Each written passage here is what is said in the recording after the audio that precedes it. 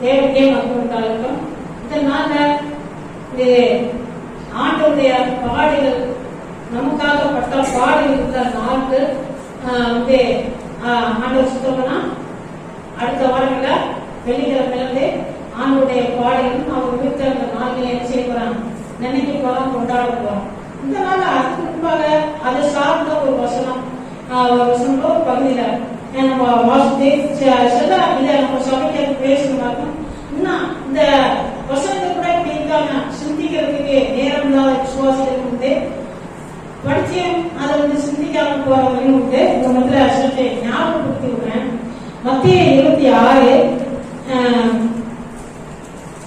26ல 18 சில சம்பவத்தை சுருக்கமா சொல்லிட்டு ஒரு சம்பவத்தை சொல்ல போறேன். இப்ப இயேசு மரணம் அடையறதுக்கு முன்பாக, அவர் சிலுவையில் அடைகிறதுக்கு முன்பாக இயேசுவானவர் சொல்றாரு ஸ்ரீசர்களை பார்த்து, நான் உங்களோட என்ன செய்யப்பேன் பஸ்கா ருசிக்கணும் ஆசையை அவர் வெளிப்படுத்தாரு. உங்களோட பஸ்கா பண்டிகை கொண்டாடணும் அப்படின்னு சொல்லி ஒரு ஊர்ல ஒரு நகரத்துல போயிட்டு அதை ஆயத்தம் பண்ணுங்க அப்படின்னு சொல்லி அனுப்புறாரு ஸ்ரீசர்களை. அவர்கள் போய் இங்க என்ன செய்யறாங்க, ஆயத்தம் பண்றாங்க.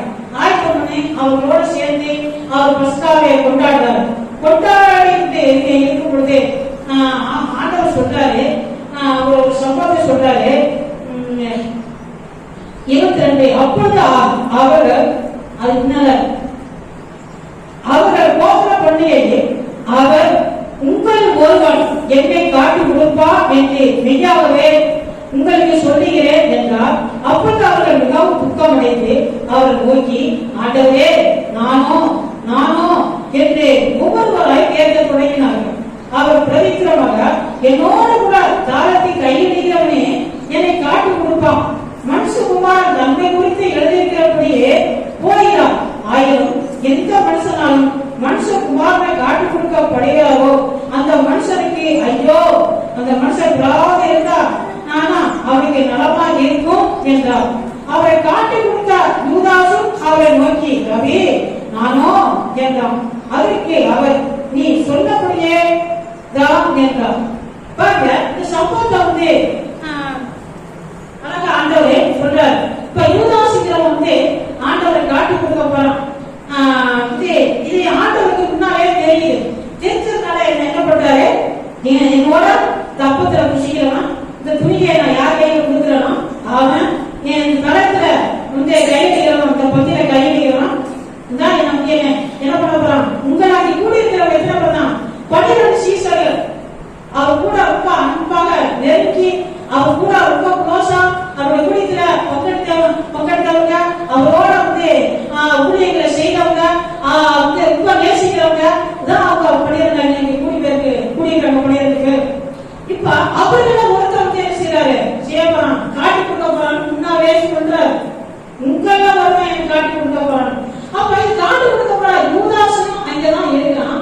அவரும் என்ன செய்யறான், ஆண்டவரே நானும் அப்படிங்கிறான். இப்ப இந்த பாருங்க, நம்ம சிந்திக்க வேண்டிய காரியம் என்னன்னா, ஆண்டவர் சொல்லிட்டாரு. ஆனா அவர் நானும் ஆண்டவர் என்ன செய்யறாரு, நீதான் சொல்லி சொல்றாரு. அப்ப என் அப்பா என்ன செய்திருக்கணும், இந்த யூதாசை உணர்வடைஞ்சிருக்கணும். அப்ப நம்மளை பத்தி ஆண்டவர் சொல்லிட்டாரு. நம்ம இதாகணும், நம்ம பண்ற பிளான் அவருக்கு தெரிஞ்சு போச்சு. இனியாவது நம்ம திருத்தணும். நம்ம சொல்லக்கூடாது, ஆண்டவரே நான் தப்புதான் செய்திருக்கேன், அங்கேயாவது என்ன இருக்கேன்னா இவன் மனசாபப்பட்டிருக்கணும், உணர்வு அடைஞ்சிருக்கணும், பயம் அடைஞ்சிருக்கணும். இவ்வளவு பெரிய தேவகுமாரன்னு தெரியும், அவருக்கு நல்லா தெரியும், வேற அற்புத அடையாளங்களை செய்யறது நல்லா தெரியும். என்ன இவரோட வல்லமை பற்றி எல்லாம் தெரிந்திருந்தோம்.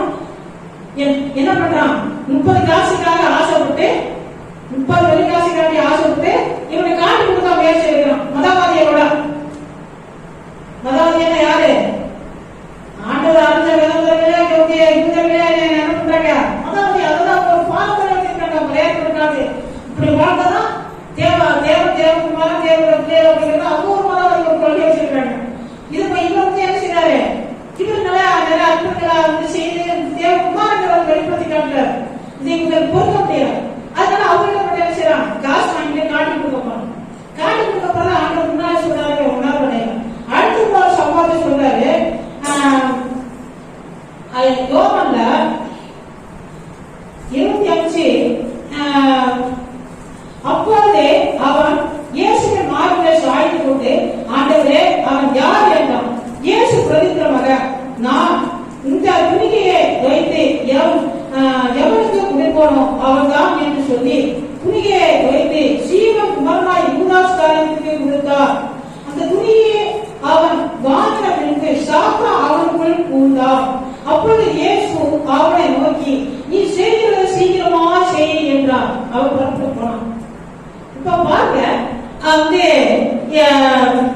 இயேசுவானவர் கொடுத்த அந்த துணியை கொடுத்து என்ன செய்யறாரு? அப்பத்தை கொடுத்து ரசத்தை கொடுத்து என்ன செய்யறாரு? அனுப்புறாரு. செய்யறதா சீக்கிரமா செய்யணும். அப்போ கூட நமக்கு உணர்வாடு எது சொல்றாருன்னா, அதனால தேவ ஜனங்கள நம்ம ஏதாவது குற்ற முறைகள் ஏற்படும் சொன்னா, நம்ம ஏதாவது தெரியாம ஊழியக்காரர்களுக்கோ சபைக்கோ தேவ பிள்ளைகளுக்கோ ஒரு தவறுகள் அல்லது உங்களுடைய தனிப்பட்ட வாழ்க்கையில ஒரு பாவம் வந்து ஆண்டவருக்கு பிரியமில்லாத பாவங்கள் உங்க வாழ்க்கையில ஏற்படும் சொன்னா, தயவு செய்து திருமணத்துல பொங்கலைக்கூடாது. அப்படி நீங்க பொங்கலை வரும்பொழுது உங்களை சுட்டி காட்டி தேவ ஊழியக்காரர்கள் வந்து வெளிப்படையா ஒரு தீர்க்க தரிசனம் சொல்லும் பொழுது, தீர்க்க தரிசனமாக உங்களை குறித்து சொல்லும் பொழுது கண்டிப்பா என்ன செய்யணும்? உணர்வு கிடையாது. உணர்வு அடைஞ்சு நான் தான் என்னை பத்தி சொல்லிட்டாங்களே சொல்லி என்ன செய்யணும்? அறிக்கையிடணும். நீதிபதி 28 ஒரு வருஷம் சொல்லப்பட்டிருக்குது. தன் பாவங்களை மறைக்கிறவன் வாழ்வடைய மாட்டான், அவர்களை அறிக்கை செய்து விட்டு விடுகிறவனா இறக்கப்படுவான்னு சொல்லப்பட்டிருக்குது. இப்ப இவன் அறிக்கையிடாத யூதாஸ் என்ன பண்றான்? புறப்பட்டு போறான். திருப்பதி எடுத்தாச்சு. ஆண்டவர் அதுக்கு முன்னாலே தீர்க்க தரிசனம் சொல்லியாச்சு. ஏற்றுக்கொள்ளல. அந்த கெட்ட சுத்தியோட ஆண்டவரை காட்டி கொடுக்கிறாத இடத்துல அந்த 30 வைகாசி ஆசைகளே இருக்கு. எல்லாருமே சேர்ந்து பத்தி அடிச்சுட்டு எல்லாருக்கும் க்ளோஸ் ஆயிருக்கு. என்ன செய்யறான்? ஆண்டவர் சொல்லி உடற்படையாக தப்பாத ஆண்டவரே, நான் அதான் ஆண்டவரே மன்னிக்கிறீங்க, என்னை பத்தி இப்படி சொல்லிட்டீங்களே, என்ன சொல்லிட்டீங்கன்னு சொல்லி அப்பாவுக்கு மனசுல விட்டு அதான் இந்த அழகல ஒத்திக்கிறல இப்ப வந்து என்ன செய்யறான்? திரும்பவும் தெரியாம என்ன செய்யறான்? புறப்பட்டுப்பான். ஆண்டவர் வந்து என்ன சொல்றாரு? நீ செய்யறது சீக்கிரம் செய்யணும்னு சொல்லி அனுப்புறாரு. சாசனம் என்ன செய்யறான்? அந்த பாவ உணர்வு மனஸ்தாபம் இல்லாததுனால, அந்த உணர்வு இல்லாததுனால, அந்த ஒத்துக்கிறவங்க மனப்பான்மை இல்லாததுனால, இன்னும் அந்த வீராப்பு துணியாம இருந்ததுனால என்ன செய்யறாங்க? பிசாசு நுழைஞ்சதுனால அவனை சிந்தன சரித்திரம் நம்ம வாசித்தவங்க சொல்ல அவன் என்ன செய்தான்? தலையிலாக இருந்து என்ன செய்தானா? கொட்டால் படிச்சு செத்து போனான். உலகத்துல வாழ முடியல, தேவ ராஜ்யத்துல பிரவேசிக்க முடியல, ஆண்டோட பிள்ளைகளோட சீசர்களோட இருந்து ஊழியம் செய்ய முடியல. இது இந்த நாட்களில் நடந்த சம்பவங்கள். அதனால என்ன சொல்றேன்? வந்து பாவங்கள் வந்து என்ன செய்யணும்? அறிக்கை செய்து மனஸ்தாபப்படணும், விடுதலை இருக்கணும். பாவங்களை அறிக்கை செய்தவங்க என்ன செய்ய முடியும்? விடுதலை அடைய முடியும், வாழ்வு அடைய முடியும். இல்லைன்னா வாழ்வு கிடையாது. இப்ப இந்த யூதாஸ் கூட வந்து அறிக்கை செய்து மன்னிப்பு கேட்டு மனஸ்தாபப்பட்டதானா அவன் வாழ்வடைந்திருக்க முடியும், அவன் நல்லா இருக்க முடியும். ஆண்டவர் மனுஷன் தூக்கி எடுத்திருப்பாரு. இந்த மனஸ்தாபமே இல்லாதப்பே, அறிக்கை இல்லாதப்பே, இன்னும் அந்த கோபத்துல போனதான வாழ்வடைய முடியாம நினைச்சுட்டான். நாற்பதே செத்து போனான். கொடை வச்சு செத்து போனான். அவன் பாதிப்புக்கு நிலையில ஆயிப்போச்சு. கேட்கிறார் அருமையான தேவ பிள்ளைகளை உணர்வடை மனஸ்தாபப்படாது, பாவத்திலிருந்து விடுதலாக ஒத்துக்கிற ஊழியக்காரர்கள் சொல்லுறது ஒத்துக்கிறோம்.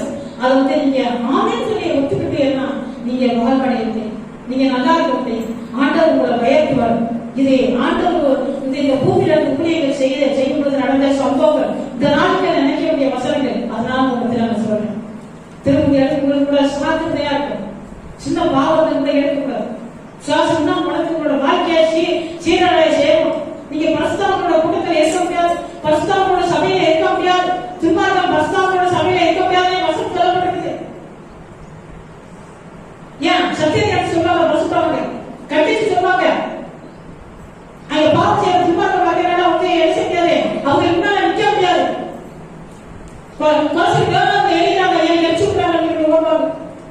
அதனால என்ன செய்யணும்? பாவத்தை ஒத்துக்கொண்டு திருத்தி கிளம்பி ஏசப்பா உங்களை வாழ வைப்பார், உங்களை ஆசை